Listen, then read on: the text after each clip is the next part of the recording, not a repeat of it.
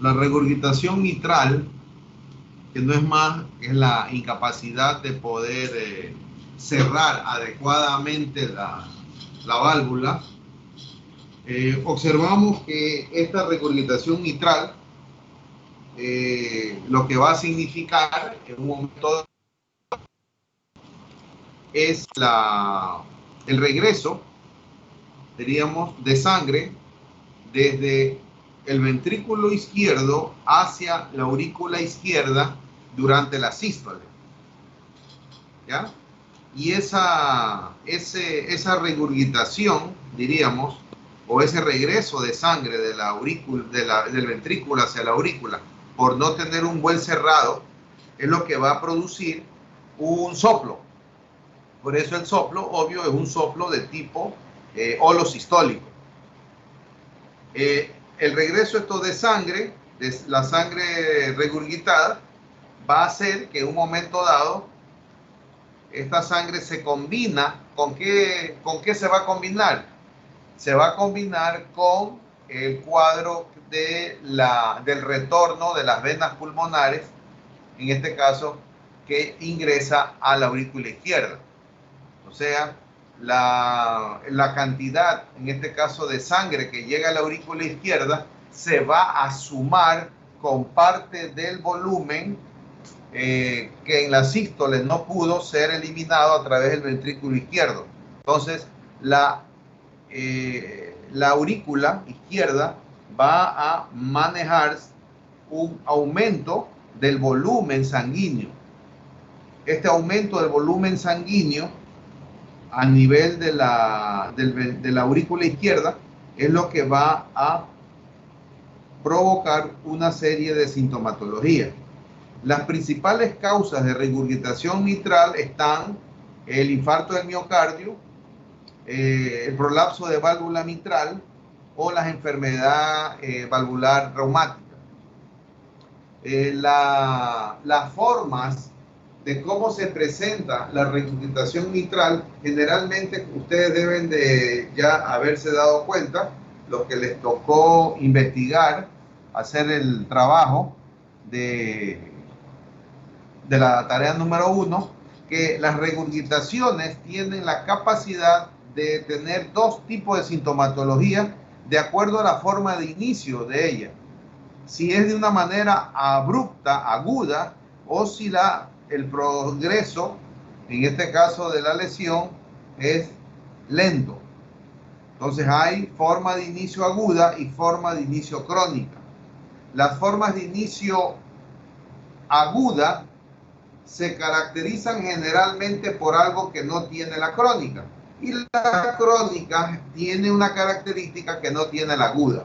¿Cuál es, en términos generales, el proceso que caracteriza la crónica que no tiene la aguda en ninguna de las valvulopatías, sea mitral, aórtica e incluso tricuspidia, que puede ser también? ¿Cuál sería? ¿Cuál sería esa característica típica que la diferencia, incluso hace que también se diferencie la parte sintomatológica?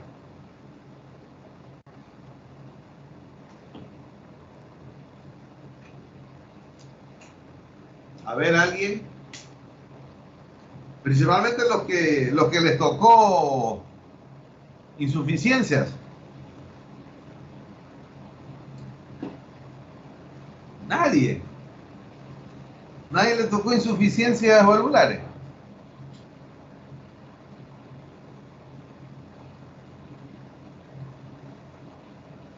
No hay nadie. Voy a volver a tomar lista. Parece que se fueron. Aquí estamos, doctor. Ah, sí están. Ah, ya. Me hacen asustar porque ¿qué? Se fueron. A ver. ¿A quién les tocó insuficiencia? Pues esos son los que más deben de saber. A nadie. A todos les tocó estenosis.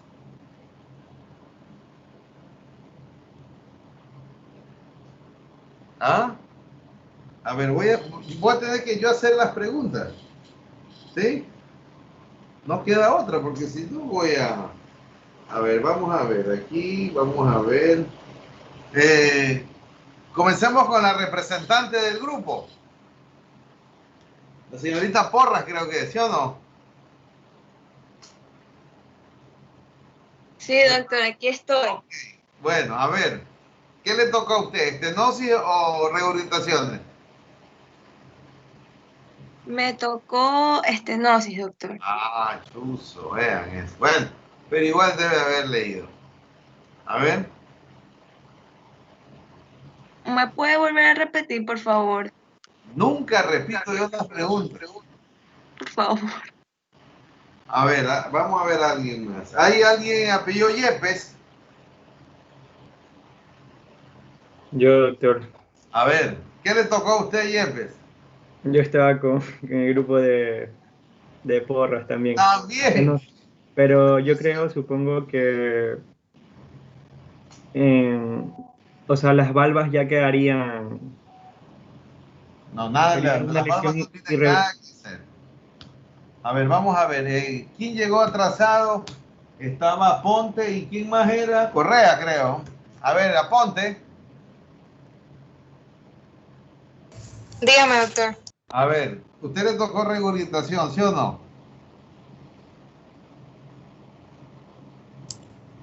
No, Tampoco. estenosis también. Todo el mundo le ha tocado. No hay nadie que le toque. ¿Y Correa? También, creo. También, todo el mundo. ¡Qué suerte! A ver, voy a... Doctor, ¿no sería por la dilatación de la aurícula? En la crónica existe una dilatación de la aurícula, mientras que en la aguda no todavía, porque A ver, en la ¿por crónica qué? la presión se da a plazo, entonces Exacto, al o aumentar sea, la sangre en la cavidad a largo plazo, la dilata. perfecto, muy bien. ¿Y cómo se llama usted? Villacres, Valeria. Villa Cres. Ok, exacto, o sea, en la forma crónica hay tiempo para la adaptabilidad de la aurícula a poder manejar el doble volumen, el volumen que le regurgita y el volumen que normalmente le llega, en este caso, a partir de las venas pulmonares hacia la aurícula izquierda. ¿Sí? Entonces, en las crónicas hay adaptabilidad. Por eso es que, obvio, la sintomatología más o menos tiene algo diferente en relación a la otra. ¿Ya? Entonces, observamos principalmente que en la forma aguda, como ustedes pueden ver abajo, no hay mecanismo de adaptabilidad. Entonces, la aurícula se llena abruptamente y obvio va a haber es aumento de las presiones retrógradas hacia el pulmón.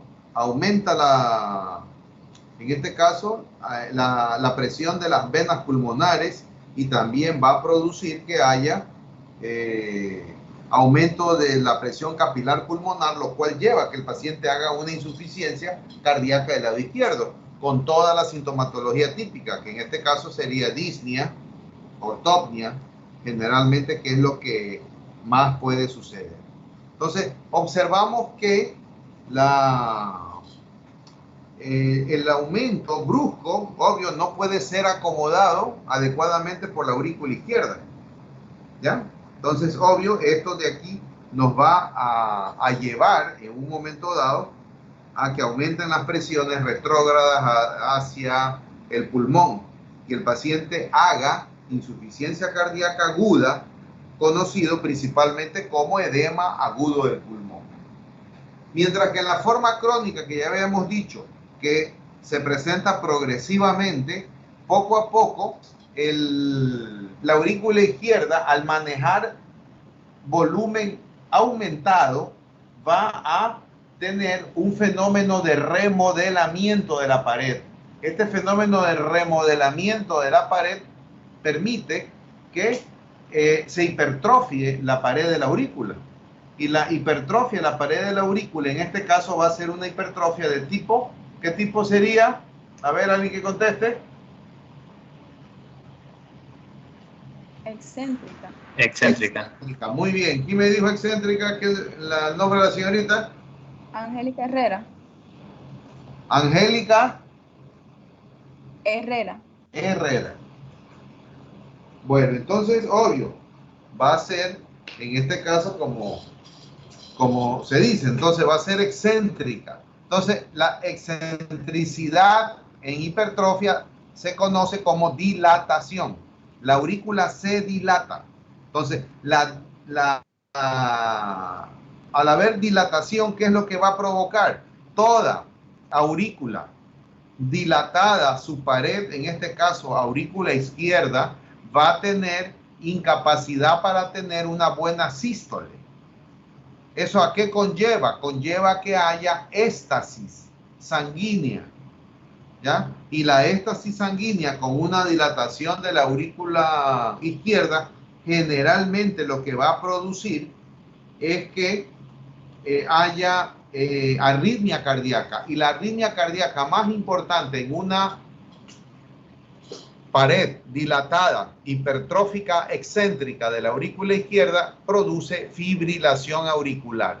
Y acuérdense ustedes que la fibrilación auricular, en donde no se produce una adecuada contractilidad, más la éstasis venosa que se encuentra allí, va a llevar a que el paciente tenga palpitaciones, porque va a tener arritmia.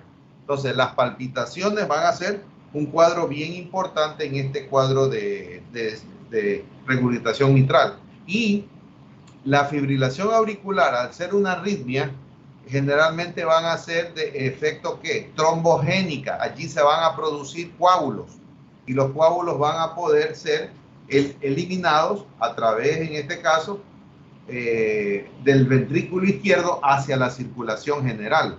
Y la circulación general más rápida que se encuentra saliendo del corazón va a ser la circulación cerebral. Por eso van a haber posibilidades de producir tromboembolia a nivel del cerebro, lo que lleva a que los pacientes tengan isquemia cerebral por trombo, lo que se conoce en este caso como infarto cerebral, que es lo típico que se produce en estos casos, ¿ya? Entonces, si tenemos ello, ¿qué va a pasar en este caso con el ventrículo izquierdo?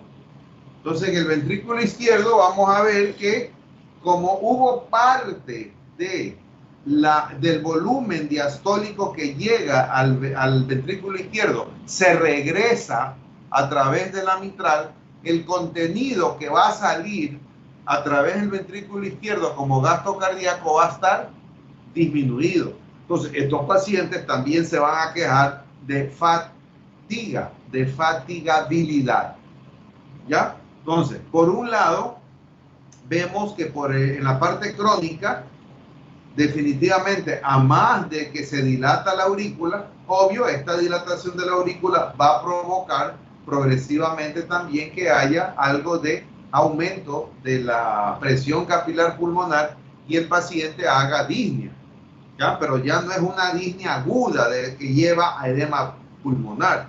Es un paciente que va a poder más o menos manejar su cuadro de sobrecarga, en este caso, que le produce hipertensión a nivel pulmonar, ¿ya? Entonces vemos que la etiología de la regurgitación mitral aguda puede ser una ruptura de cuerda tendinosa, ya sea espontánea, puede ser por trauma, por enfermedad reumática o por un proceso infeccioso que dañe la cuerda tendinosa, en este caso una endocarditis. Puede ser también por ruptura o por una disfunción del músculo papilar, ¿ya? En este caso, si es a nivel del músculo papilar que está en relación con la pared del ventrículo, va a ser principalmente posterior a un infarto agudo del miocardio, que es una de las causas más frecuentes de regurgitación mitral aguda. Y la otra podría ser que haya un daño en la hojuela, en la hojuela ya de la válvula, que se perfore, y la perforación o es por trauma o es por un proceso infeccioso de endocarditis bacteriana. La crónica, la que se produce progresivamente, puede ser congénita, ¿ya?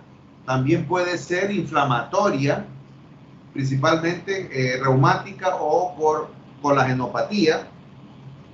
Encontramos también infecciosa, por endocarditis infecciosa.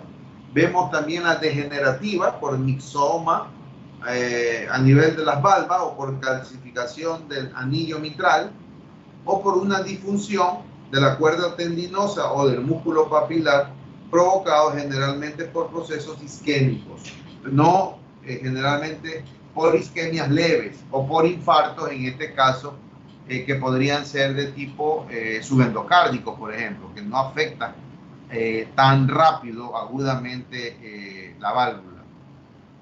Entonces vemos fisiopatológicamente lo que ya hablamos. Hay regreso de sangre del ventrículo izquierdo a la aurícula al fallar el cerramiento, principalmente en la sístole.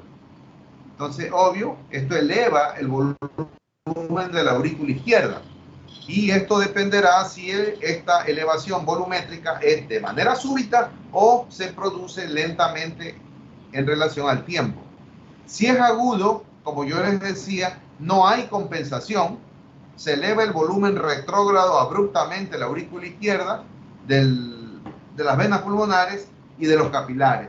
¿Qué produce? Edema pulmonar. El paciente entra en ortopnia, disnea, ortopnia y una paroxística nocturna. Pero si es crónico, la sobrecarga del volumen de la aurícula izquierda lleva a que haya una dilatación, remodelamiento por hipertrofia excéntrica, va a acomodar mayor cantidad de líquido, ¿ya? Y esto, obvio, va a permitir, en este caso, que haya una, ¿cómo sería la palabra? Que haya una dilatación principal de del ventrículo. Entonces podría encontrarse incluso que haya una disminución del gasto cardíaco. Esta disminución del gasto cardíaco está asociada con con un cuadro que en este caso sería correspondiente a fatiga, ¿ya?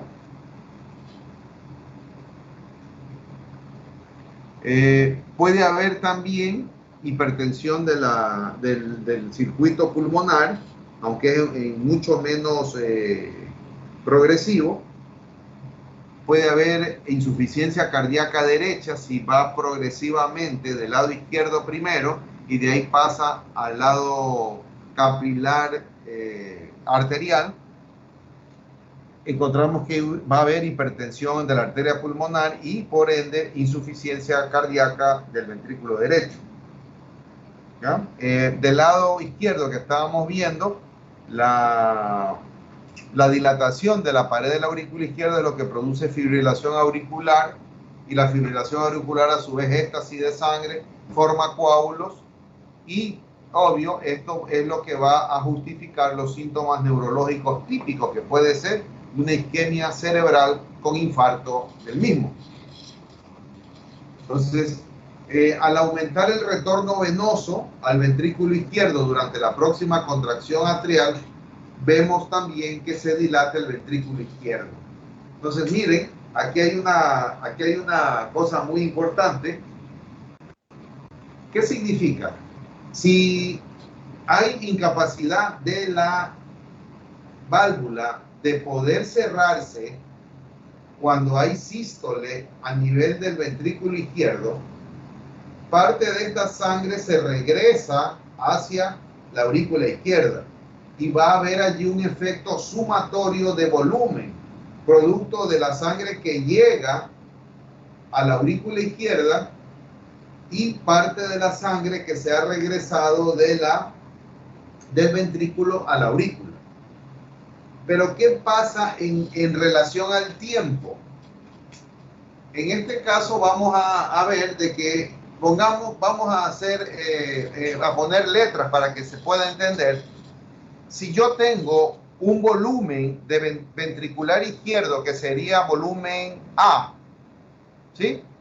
Y debe de salir en sístole hacia la aorta, y por insuficiencia de la válvula mitral, parte de este volumen A se regresa a la aurícula.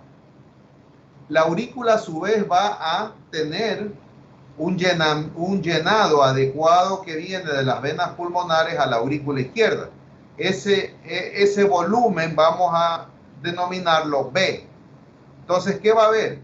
Va a haber, en este caso, la aurícula izquierda va a tener que manejar el volumen B propio de ella más parte de la que se ha regurgitado, ¿sí? Entonces, la aurícula izquierda se dilata porque tiene volumen B más parte del A. ¿Hasta ahí entendido? Sí, doctor. Sí, doctor. Ahora, ¿pero qué pasa? En la siguiente sístole, el ventrículo izquierdo, ¿qué le va a pasar?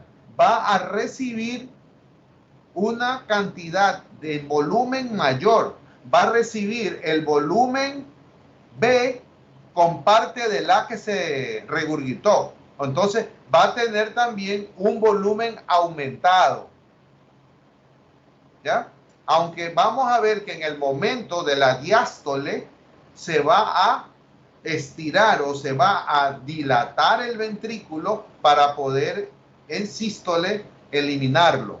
Pero ¿qué va a pasar? Va a pasar que parte de este volumen aumentado que ha llegado al ventrículo izquierdo, que lo vamos a denominar C, ¿sí? Que sería en este caso el doble volumen que recibió, parte de este C se va a regresar nuevamente. Pero el volumen aumentado que va a tener en diástole va a llevar a que el ventrículo izquierdo también entre en fase de remodelamiento.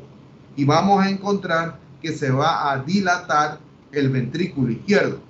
Entonces aquí vamos a ver que también se produce una hipertrofia excéntrica. Al producirse, en este caso, ¿qué va a tener?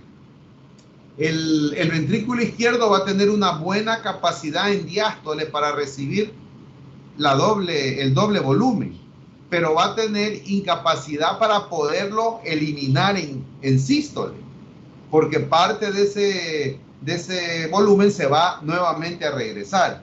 Entonces, progresivamente el paciente va a tener hipertrofia del ventrículo izquierdo, pero con una sístole que no va a estar adecuada porque parte de ella se regresa. Por eso es que el paciente entra en un cuadro de insuficiencia cardíaca por una disfunción sistólica con gasto bajo y fatiga. Resumiendo, en regurgitación mitral vamos a tener hipertrofia de la aurícula izquierda y del ventrículo izquierdo. ¿Entendido? Ok. Ahí tenemos entonces insuficiencia mitral, tenemos sobrecarga de volumen en la aurícula izquierda, va a haber aumento de la presión en la aurícula izquierda, va a aumentar el tamaño de la aurícula izquierda y esto lleva a que el paciente haga fibrilación auricular. También vamos a observar que el aumento de la presión a nivel de la aurícula izquierda va a producir aumento de la presión primero en las venas pulmonares, luego en el capilar, presentando ¿qué? Congestión pulmonar, pero también posteriormente va a llevar también a aumentar la arteria pulmonar. En el momento que ya hay aumento del otro lado de la vasculatura pulmonar, va a haber disfunción o insuficiencia del ventrículo derecho. Por eso vamos a observar entonces que el paciente, en este caso, va a tener congestión pulmonar y va a tener también disfunción del ventrículo derecho, lo cual le provoca que el paciente tenga insuficiencia cardíaca congestiva. Por ende, también la sobrecarga del volumen a nivel del ventrículo izquierdo lleva a que se hipertrofie y se dilate el ventrículo izquierdo. Inicialmente se mantiene la función sistólica del ventrículo izquierdo más o menos adecuada, pero con la sobrecarga mantenida de la doble dosis que viene de la aurícula y de la aurícula ya duplicada, diríamos, va a llevar que disminuya la contractilidad del ventrículo izquierdo, lo cual va a afectar ¿qué? Va a afectar que el paciente tenga insuficiencia cardíaca, ¿ya? Entonces, obvio, esa es una de las manifestaciones que quería explicar. Esta parte no la voy a explicar. Siempre le he preguntado a los alumnos, pero por tiempo, lamentablemente, no voy a preguntar.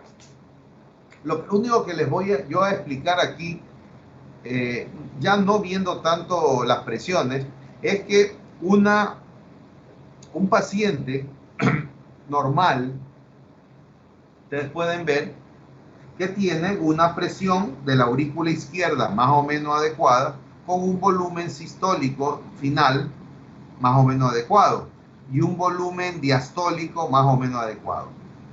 ¿Qué es lo que pasa cuando esto se altera desde el punto de vista de regurgitación mitral?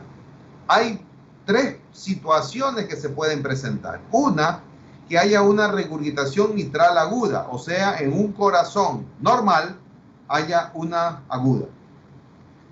El otro, diríamos, situación es de que el paciente tenga ya una regurgitación mitral crónica, ¿sí? Regurgitación mitral crónica. Pero en este caso puede ser que sea compensada o en este caso que pueda ser una regurgitación mitral descompensada. Si hablamos de gasto cardíaco o de volumen sistólico, miren que en un paciente normal, aproximadamente un ejemplo, 100 ml es lo que va a ser eyectado. Si el paciente tiene una regurgitación mitral aguda, miren, baja, le va a bajar el 30%, va a bajar a 70%. ¿Entendido? Si el paciente tuviese una insuficiencia mitral crónica, o sea, ya adaptada, el paciente compensada, el paciente va a vivir con una fatiga, con un gasto cardíaco un poco más bajo del paciente normal, pero miren, muy parecido. ¿Por qué? Porque el paciente está compensado. Su ventrículo izquierdo trabaja más o menos bien. No a la perfección para tener 100, pero se mantiene. ¿Sí? Si este corazón ya adaptado, por ser ya crónico, tiene un fenómeno de descompensación, que sería algo similar como para cuando se tiene una aguda, observamos que la descompensación en un músculo, ya que no se maneja adecuadamente, miren, va a producir una disminución del gasto cardíaco, incluso de 95 va a bajar a 65. O sea, más o menos bajaría también el 30%. Sino que ya como en la crónica compensada, su gasto cardíaco ya era más bajo, obvio que la descompensación va a ser más bajo incluso que la aguda. ¿Ya? Y en el lado, en este lado, en el volumen de fin de diástole, que generalmente tienen los pacientes, ustedes pueden ver que en el volumen de fin de sístole, observamos aquí que va a manejar concentraciones que están aproximadamente una en 70, y la otra en 95 y la otra en 85. O sea, siempre va a haber menos afectación si es aguda, porque obvio es una aguda, pero en un corazón más o menos bueno. Lo peor es que haya una descompensación en un corazón que ya no pueda compensar. La clínica de la regurgitación mitral, entonces tenemos edema agudo del pulmón, si fuese aguda, cardíaco. Y la otra sería también cuando ya es crónica el cuadro de palpitaciones producto de la hipertrofia de la aurícula izquierda.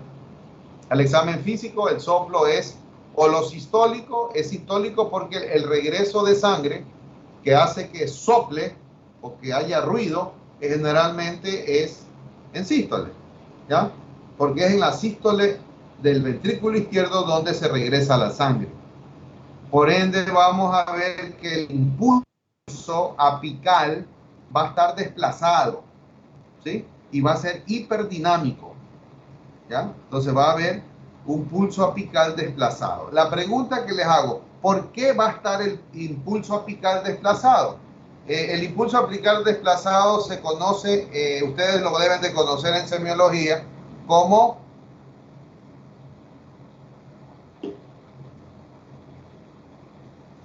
choque de punta, creo que le llaman. ¿Sí o no? ¿Todavía se llama choque de punta? O apexiano. Ya, exacto, ¿ya? Entonces, ¿por qué? Obvio, es por el aumento del volumen del ventrículo izquierdo, lo cual ha hecho que aumente el tamaño del corazón.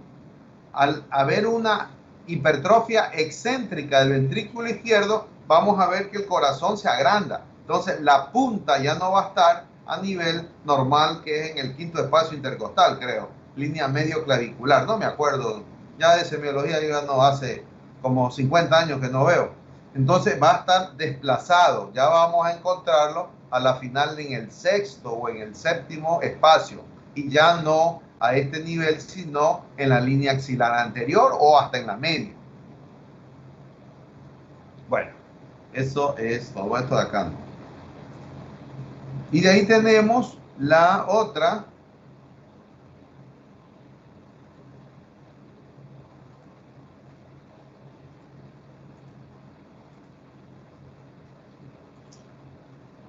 Que es la insuficiencia de tipo aórtica, ¿ya? La insuficiencia aórtica, que es posiblemente una de las valvulopatías con más sintomatología que hay, ¿ya? Vamos a observar aquí qué es lo que pasa. En la regurgitación aórtica, cuando se produce la sístole del ventrículo izquierdo para, en este caso, la salida hacia la aorta, vamos a ver que en la sístole va a haber regreso, en este caso, de sangre hacia el ventrículo izquierdo, ¿sí? Y aquí vamos a observar otra cosa. Vamos a observar que al haber un regreso de parte de la sístole ventricular izquierda, este mismo ventrículo va a recibir la sístole de la aurícula izquierda. Entonces, en un momento dado, normalmente el ventrículo izquierdo, la cavidad del ventrículo izquierdo, lo que debe de recibir en diástole es la sístole de la aurícula. Pero aquí vamos a encontrar que a más de la sístole de la aurícula, vamos a encontrar parte de del volumen que ha sido eyectado va nuevamente a regresarse. Entonces, el volumen que va a manejar el ventrículo izquierdo va a ser, diríamos, doble. Va a ser el de la aurícula mismo y también de parte de la sístole anterior en este caso. Entonces, aquí vamos a observar que el volumen aumentado, en este caso en regurgitación aórtica, va a ser principalmente en diástole. ¿Por qué? Porque en la diástole es donde se va a llenar con doble volumen. ¿Entendido? ¿Hasta ahí? Sí, doctor. Entonces, si se va a llenar en doble volumen, las manifestaciones de soplo se van a auscultar en ¿qué? Se va a auscultar en sístole, porque en sístole, obvio, en el momento de la sístole, va a haber parte de la sangre que se regresa. ¿Sí o no? La otra es el sonido del gran llenado del ventrículo en diástole es el que va a producir el soplo diastólico de la regurgitación aórtica, que en este caso va a ser el soplo más importante, ¿sí? Entonces tenemos un soplo que es diastólico, principalmente porque tiene que llenar doble volumen, en este caso el que le cae y el que le regresa. Luego vemos que también hay un soplo que no es tan, ¿cómo sería la palabra? Es un soplo sistólico que no es tan evidente, que es en el momento de la sístole. En el momento que se elimina, obvio, se regresa nuevamente. Y luego veremos, no sé si aquí haya, que es el soplo de Austin Flint. Este soplo de Austin Flint es en el momento cuando se regresa la sangre, ya después de la sístole. Vamos a observar, cuando se regresa la sangre, esta sangre entra como está en la flecha, entra en la flecha directo, entra una flecha por acá, pero también esta de aquí, esta flecha va a entrar aquí y va a golpear con el volumen regurgitado, va a golpear esta válvula, en este caso esta valva de la mitral. ¿Y va a hacer qué? Va a hacer que esta valva, ¡pum!, se pegue con la otra valva, ¿sí? Ese sonido de cerramiento, en teoría, ¿qué va a producir? Va a producir un cuadro como de estenosis momentánea, estenosis funcional, por el golpe del regreso de la sangre en la hojuela, en este caso anterior de la válvula mitral, ¿ya? Y como este sonido es en la sístole, es en la diástole, es la cosa sería, en la diástole también va a producir un soplo. Por eso es que ustedes verán que la regurgitación aórtica tiene 3 soplos. El soplo típico, que sería en este caso el diastólico, cuando se regresa la sangre acá, ¿sí? Luego vemos que hay un soplo también cuando se regresa la sangre y golpea en la valva anterior, produciendo una estenosis momentánea de la mitral. Ese es otro soplo. Y también el soplo sistólico, que es pequeño, que es en la sístole cuando se regresa la sangre después que ha salido. Entonces observamos que en la válvula aórtica la regurgitación ocurre, obvio, durante la sístole. Por ende, es de que el soplo es eminentemente diastólico, ¿sí? ¿Y qué es lo que va a producir? Obvio, va a producir una disfunción sistólica. ¿Por qué? Porque del volumen eyectado durante la sístole del ventrículo izquierdo, en el momento que se eyecta doble volumen. Pero por eso es que al eyectarse el doble volumen, ustedes van a encontrar que van a tener ciertos pulsos muy visibles. Pero en el momento de que sale en sístole, como no hay un adecuado cerramiento de la válvula aórtica, parte de ese gasto cardíaco que salió duplicado nuevamente se regresa, ¿sí? Entonces, a la larga, el paciente va a tener disfunción sistólica. A la larga, el paciente va a tener dilatación del ventrículo izquierdo porque va a manejar doble dosis o doble volumen, el que le llega de la sístole auricular izquierda y el que se regresa de la aorta hacia atrás.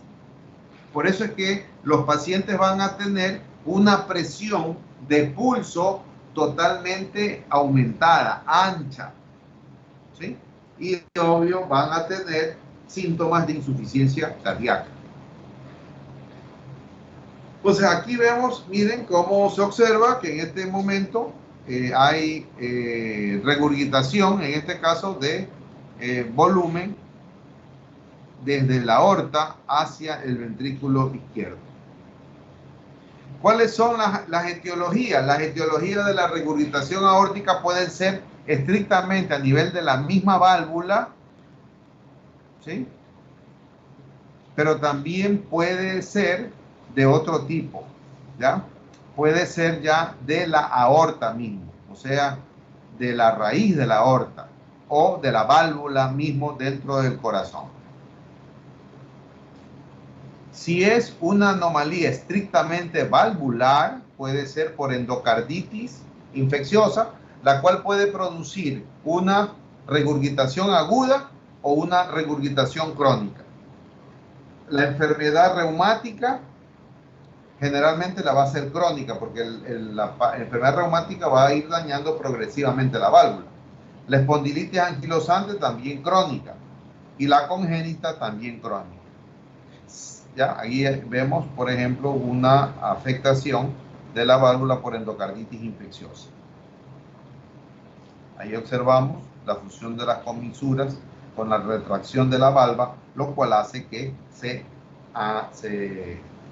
ponga un poco más ancho el orificio de la válvula aórtica. Si es a nivel de la aorta mismo, vemos que la dilatación de la raíz de la aorta por un aneurisma también puede provocar insuficiencia aórtica aguda o crónica. Por el desorden del tejido conectivo, un lupus, también crónica. Si es por un proceso inflamatorio de la aorta, una aortitis, generalmente la de Takayasu, generalmente va a producir de forma crónica. La sífilis también, secundarias o terciarias, producían antes inflamación de la aorta. O también de causa inflamatoria por artritis, la espondilitis anquilosante, la artritis reumatoidea, el síndrome de Richter o el lupus eritematoso sistémico también lo produce. Y por último tenemos cuando hay un lagrimeo a nivel de la aorta. Generalmente el lagrimeo a nivel de la raíz de la aorta es por pérdida del soporte de las comisuras. Esto se produce de una manera súbita, ya sea por trauma o por disección aórtica. Ahí está. Miren cómo se dilata, en este caso, a nivel ventricular. Disección de la aorta, rotura traumática. Entonces, la parte fisiopatológica, que es la que ustedes deben de manejarse, es de que el regreso de sangre desde la aorta hacia el ventrículo izquierdo, ¿ya?, en sístole, va a provocar que haya una elevación del volumen de fin de sístole. Este volumen de fin de sístole se va a sumar a la sangre que viene de la aurícula izquierda en la próxima diástole. ¿Qué va a producir? A más de que hay una elevación inicial del volumen de fin de sístole, vamos a ver que posteriormente, al unirse con la otra cantidad de sangre de la aurícula izquierda, se va a producir un aumento del volumen de fin de diástole. ¿Ya? Entonces, esto de aquí produce que al salir la sangre, posteriormente haya una disminución de la presión de la aorta, porque no va a poder mantener la presión adecuada por el regreso de la sangre. Este volumen final, primero, que es lo que produce un aumento o una presión de pulso ancha. Aquí es obvio, vamos a ver, como toda regurgitación, si la regurgitación es aguda, no hay tiempo de adaptación. Entonces, ¿qué va a tener? Va a haber una hipertensión a nivel del ventrículo izquierdo por los dos volúmenes. Y esto va a su vez a producir abruptamente aumentar la presión de la aurícula izquierda, aumentar la presión de las venas pulmonares y aumentar la presión a nivel de los vasos capilares. Resumen, la regurgitación aórtica aguda produce disnea súbita, intensa, produce edema pulmonar. Luego vamos a ver que si es la regurgitación progresiva, crónica, obvio, vamos a encontrar un engrosamiento, ¿ya? Que va a llevar a que haya un aumento del volumen ventricular.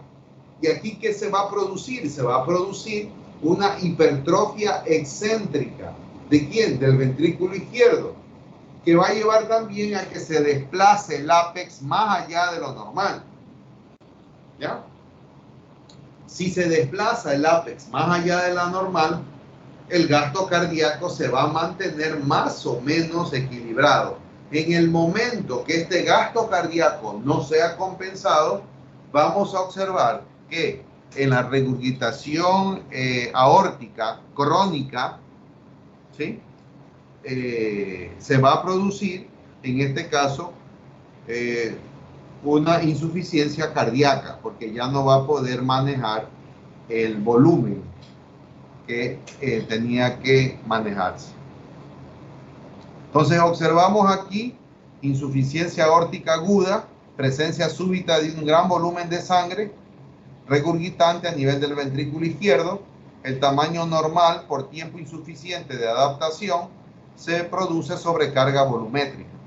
Aquí entra el mecanismo de Frank Starling y aumento de frecuencia cardíaca.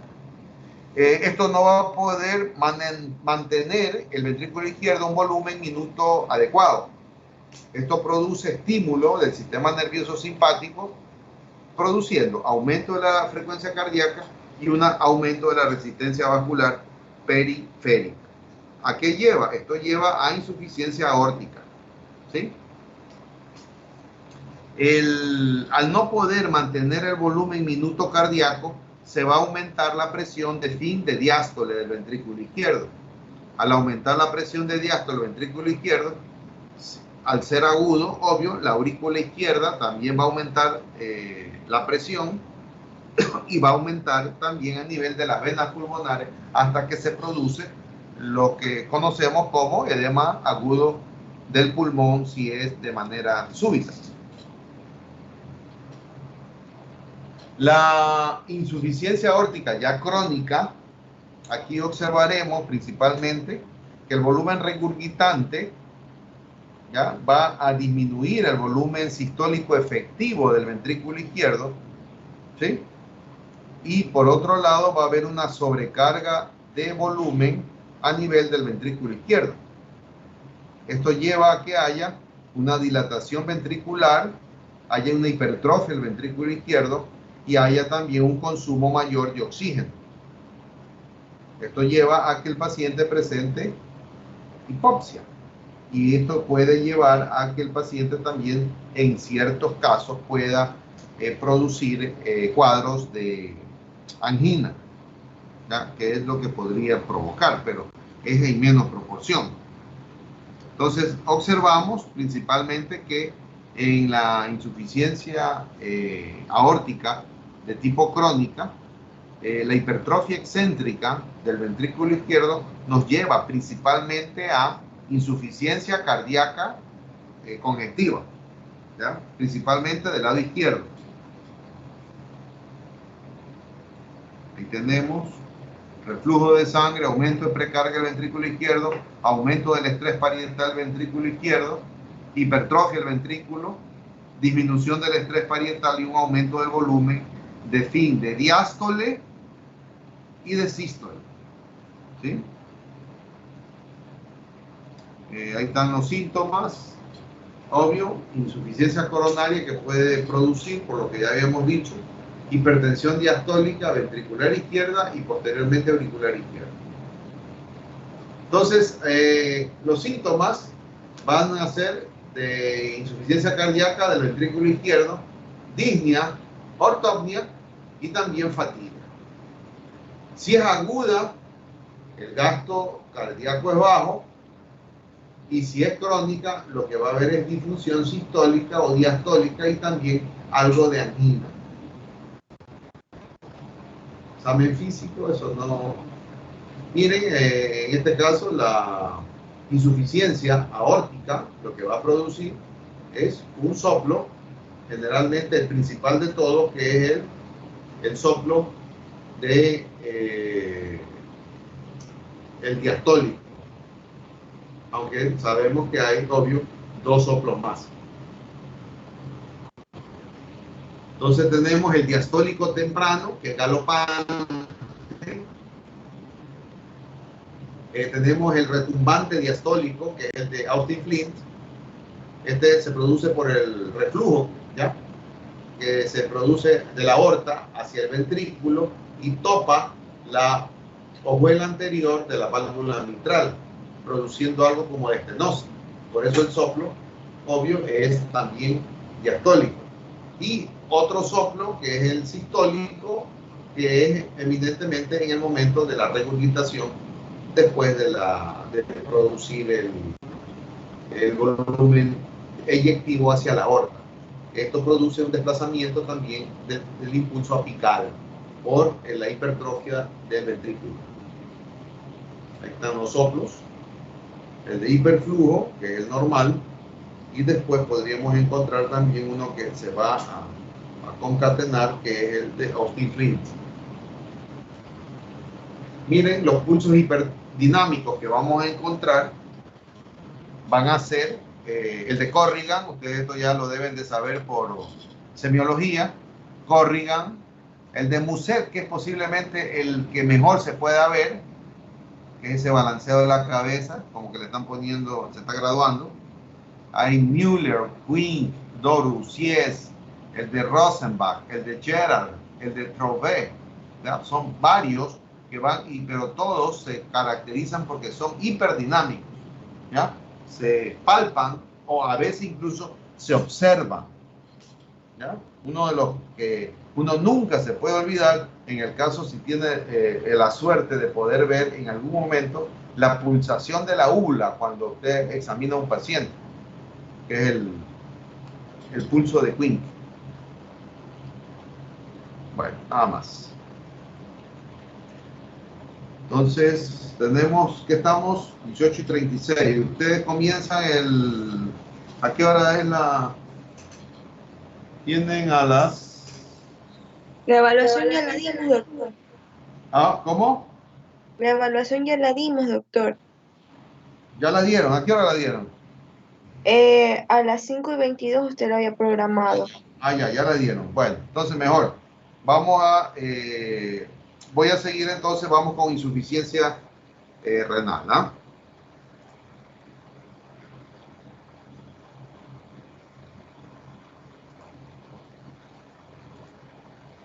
La primera insuficiencia que vamos a ver es la aguda. Esta insuficiencia renal aguda, ustedes pueden ver, es muy frecuente en todos los hospitales del mundo. Su clasificación es de acuerdo a la localización del daño, que puede ser antes de llegar al riñón, generalmente a nivel del flujo sanguíneo general, que se llama prerrenal. La otra es la lesión ya dentro de la estructura renal, a nivel del parénquima renal. Y la tercera es la insuficiencia renal aguda, pero después de el riñón, que en este caso sería a nivel de las vías urinarias, sea ureter, vejiga o uretra. Cuando hablamos de insuficiencia renal prerrenal, principalmente nos tenemos que valorar es cuando hay una caída súbita y severa de la presión arterial, principalmente acá arriba, diríamos, ¿ya? Que va a impedir que haya una buena presión de filtración a nivel del riñón. En la intrarrenal, generalmente la que está dentro del parénquima, lo que suele haber es daño directo hacia los riñones, principalmente por inflamación. Puede ser también por toxinas que pueden ser que vengan de afuera, o toxinas propiamente dichas dentro del organismo. Y también observamos que una de las causales importantes de lesión intrarrenal es la reducción principalmente del flujo sanguíneo. ¿Qué es lo que queríamos decir? Si una insuficiencia prerrenal por disminución del suplemento del volumen sanguíneo no se ha corregido adecuadamente en relación al tiempo, la insuficiencia renal aguda prerrenal puede llevar, en este caso, al riñón a terminarlo como intrarrenal. Imagínense, por ejemplo, que yo estoy con vómito y diarrea y tengo una hiperglicemia exagerada. Además de tener vómito y diarrea, voy a tener una poliuria por glucosuria exagerada y voy a terminar con shock hipovolémico. El shock hipovolémico me lleva a ¿qué? Me lleva a insuficiencia prerrenal. ¿Ya? Pero que sí, a mí me corrigen adecuadamente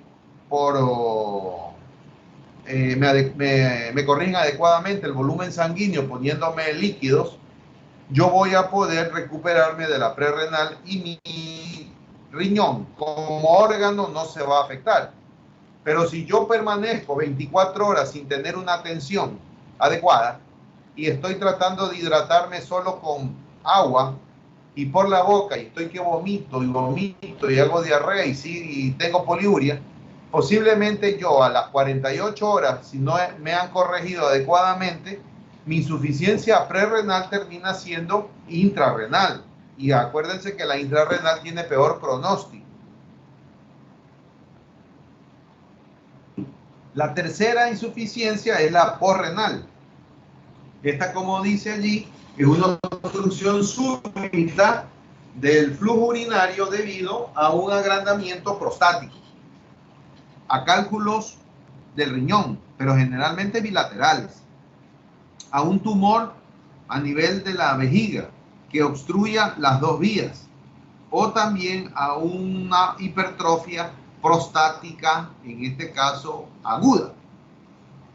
En el caso de la insuficiencia renal aguda, de característica posrenal, hay una característica, ¿sí?, que se va a diferenciar del resto de las dos insuficiencias, de la prerrenal y de la intrarrenal. ¿Cuál sería esa?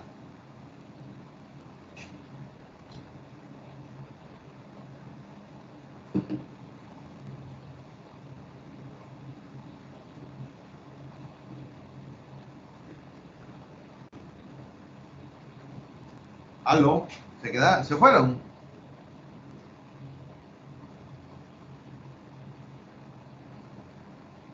Nadie habla. No, doctor, aquí estamos. Ahí está. No le escuchamos muy bien. ¿Cómo? No le escuchamos muy bien la parte final de la pregunta porque se entrecortó un poco. A ver, voy a volverla a hacer, ¿ah? ¿Cuál sería, ante esta explicación, cuál sería la diferencia entre tener una insuficiencia prerrenal o intrarrenal de la posrenal?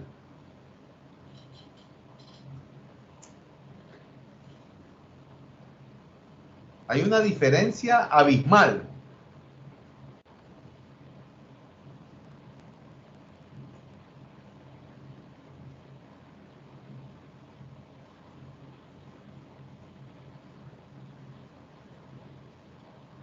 ¿No? Bueno, sigamos. Dentro de las causas puede ser porque la obstrucción posrenal hace que haya una acumulación de líquido en el uréter y en el riñón, lo que puede producir hidronefrosis, ¿no puede ser eso? O sea, lo que usted me dice se produce, pero esa no es la respuesta. No, ok. Aunque está muy cercana a la respuesta. ¿Sí? ¿Quién me dijo eso? No, Villacres. Villacres. Vamos a anotar a Villacres. No es la respuesta, o sea, no es la respuesta básica, la final. Me dijo alguna cosa que está antes de la respuesta.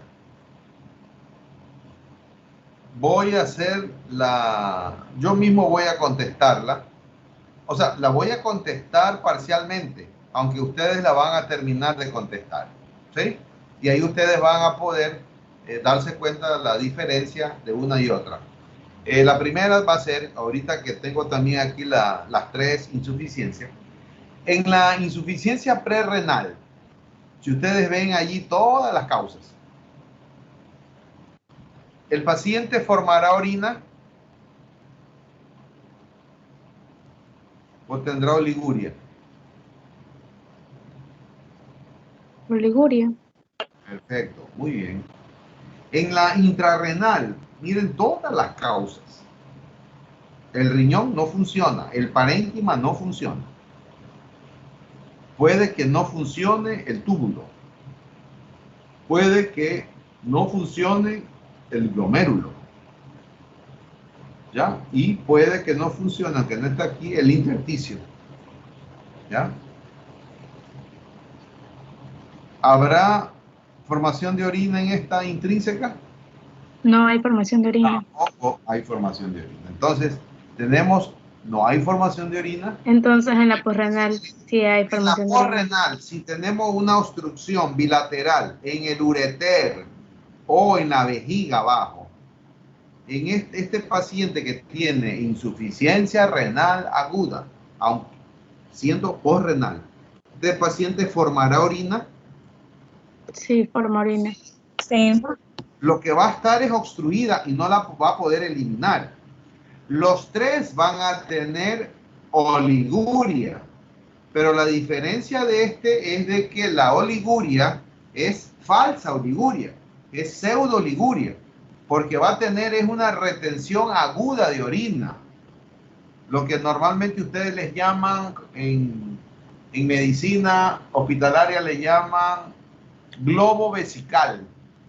O sea, el paciente no orina, pero no orina al exterior, pero tiene su orina ya formada, ya pasó el riñón, lo que se le ha quedado es atrapada en las vías urinarias bajas. ¿Entendido? Sí, doctor. Ok, sigamos. Entonces vemos que dentro de las causas prerrenales de insuficiencia renal aguda, la primera causa es la hipovolemia, o sea, la pérdida de contenido, de volumen intravascular, que puede ser por hemorragia, o sea, pérdida de sangre, puede ser por deshidratación, pérdida de líquidos, puede ser por una pérdida exagerada de líquidos del tracto gastrointestinal, vómitos o diarrea, ¿sí? O también algún otro líquido de tubo digestivo, que puede ser a través de una bilis, a través de una ileostomía, etcétera, etcétera. Y la otra es pérdida de líquidos por exceso en quemaduras, ¿sí? Entonces, en todos esos grupos no va a haber suficiente contenido líquido dentro del vaso sanguíneo. La otra causal macro de la prerrenal es el llenado vascular disminuido. El llenado vascular disminuido se asocia, yo preferiría llamarlo una vasodilatación. Al haber una vasodilatación,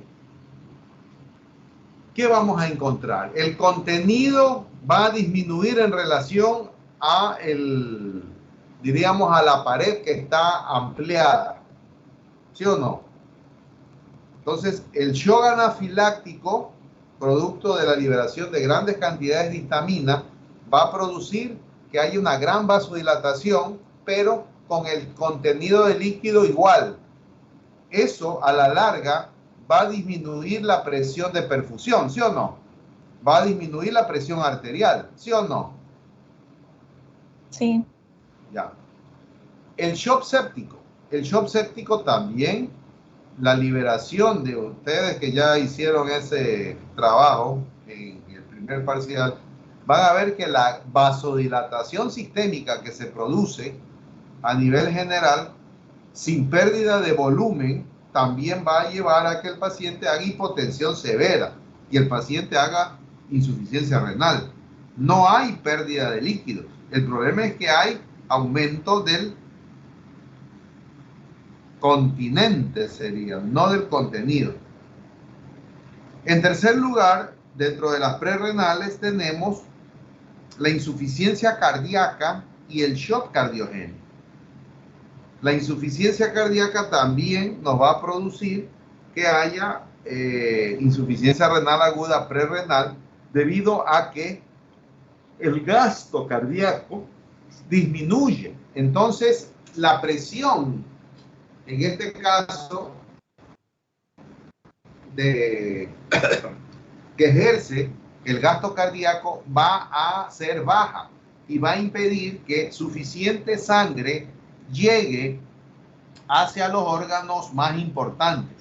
Y uno de los órganos más importantes que no le va a llegar una buena presión de perfusión, porque la parte de disfunción sistólica o diastólica cardíaca no funciona, va a hacer, en este caso, que haya insuficiencia prerrenal. Entonces, si el paciente tiene insuficiencia cardíaca, lo más probable, y peor todavía, si tiene shock cardiogénico, no va a haber un adecuado gasto cardíaco con una buena perfusión renal. Y por último, tenemos también la disminución de la perfusión renal, pero debido a otros agentes, a mediadores vasoactivos, a ciertos fármacos o agentes diagnósticos, en este caso, asociados. Luego tenemos la intrarrenal. En la intrarrenal observamos las alteraciones que se producen van a ser preferentemente por daño a nivel de las estructuras del parénquima renal. Lesiones que pueden ser a nivel glomerular, ¿sí?, que son las glomerulonefritis aguda. Lesiones que pueden ser a nivel intersticial, que pueden ser las nefritis intersticiales o también las pielonefritis infecciosas. También tenemos otra alteración que se puede hacer a nivel vascular, ¿sí?, que también pueden ser el daño. Entonces, el daño puede ser a nivel glomerular, a nivel tubular, con la necrosis tubular aguda, a nivel intersticial, con la nefritis intersticial o las pielonefritis crónicas, y a nivel vascular. Y por último tenemos la posrenal. En la posrenal, para que haya posrenal, como yo les había dicho, o la obstrucción, si es por encima de la vejiga, tiene que ser bilateral a nivel de los ureteres. Pero si es por debajo de la vejiga, la obstrucción sí puede ser unitaria, porque la uretra es única. Generalmente aquí tiene que ver con obstrucción de salida de orina desde la vejiga hacia la uretra. Entonces, obvio, vamos a ver que en la fase aguda va a haber una disminución de la filtración glomerular.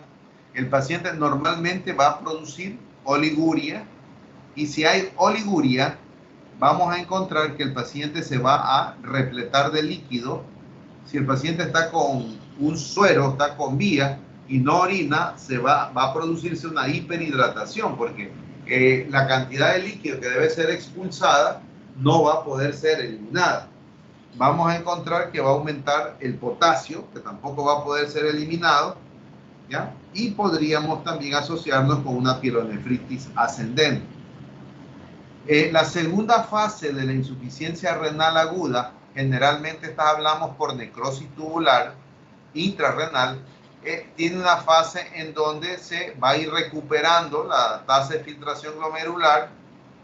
Ya va a haber una disminución un poco menos importante en la reabsorción de sustancias a nivel de los túbulos. Y por último tenemos la fase de recuperación, en donde la tasa de filtración se vuelve a normalizar y vuelve a funcionar este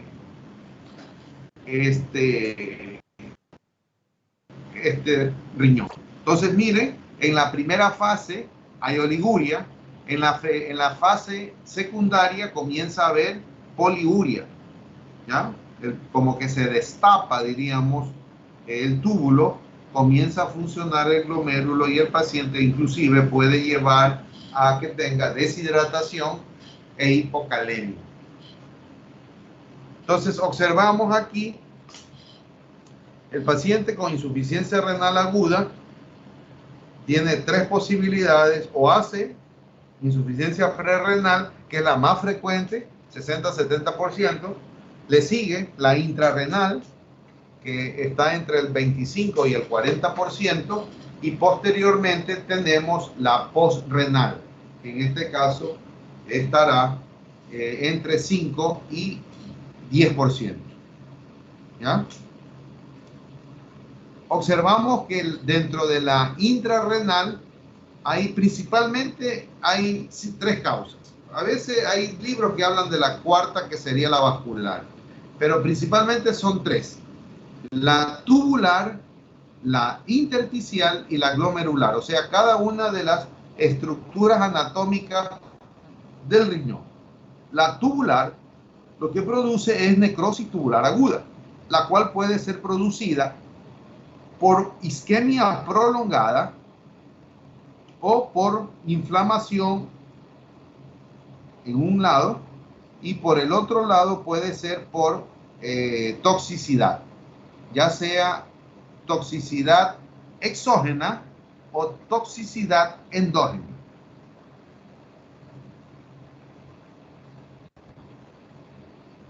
Y la otra causa es la parte glomerular con glomerulonefritis aguda. La prerrenal, entonces, hipovolemia, hemorragia y pérdida de líquidos; hipovolemia efectiva, generalmente la de insuficiencia cardíaca; la de vasodilatación sistémica, pero con vasoconstricción renal, que es la sepsis y la anafiláctica, y también puede ser la anestésica. ¿Ya? También podríamos ver también que ciertas patologías vasculares de grandes vasos renales podría producir también la prerrenal. Y también la prerrenal puede ser por un bajo flujo sanguíneo, principalmente por AINES o por IECAS o ARA2. Los AINES, obvio, van a producir definitivamente este tipo de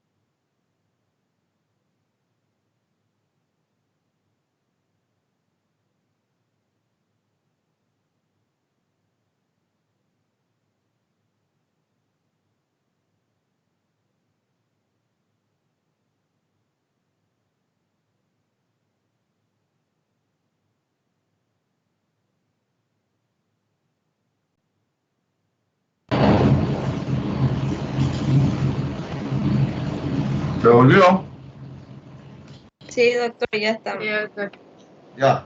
Bueno, ya son las 7. Ahorita voy a terminar entonces la clase y seguimos la próxima semana con renal mismo, porque obvio, tenemos que terminar.